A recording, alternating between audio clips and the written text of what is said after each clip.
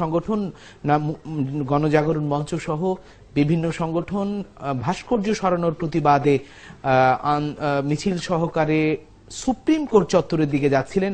এবং আমরা যেটি আগেও আপনাকে বলেছিলাম যে সেইখানে জলকামান আছে পুলিশের সতর্ক প্রহরা, সম্ভবত একটি সংঘর্ষের মতো পরিস্থিতি তৈরি হয়েছে।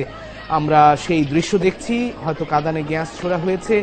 এবং আমরা দেখছি পুলিশকে মারমুখী অবস্থানে।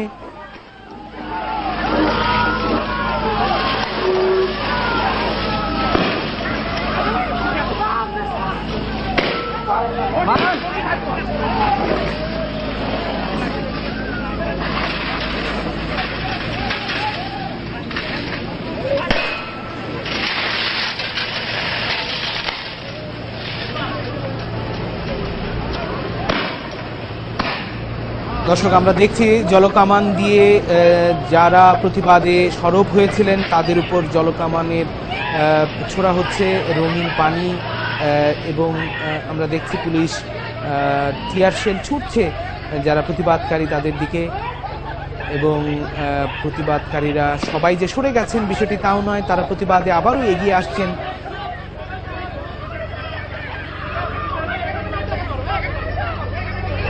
তার আগে একটু বলে রাখি যে সুপ্রিম কোর্ট চত্বর থেকে ন্যায় বিচারের প্রতীকী ভাস্কর্যটি গতকাল রাত 11টার দিকে সরিয়ে নেওয়ার কাজ শুরু হয়েছিল এবং সেই সরিয়ে নেওয়ার পরই তাৎক্ষণিকভাবেই প্রতিবাদে সরব হয়েছিলেন সেখানকার মুক্ত চিন্তার মানুষেরা এবং ঢাকা বিশ্ববিদ্যালয় সহ নানান জায়গা থেকে তারা এসে হাইকোর্ট ভবনে বা সুপ্রিম কোর্টের চত্বরের যে মূল গেটটি রয়েছে সেখানে অবস্থান নিয়েছিলেন এবং সরিয়ে নেওয়ার আমরা দেখছি যে একেবারে জলকামান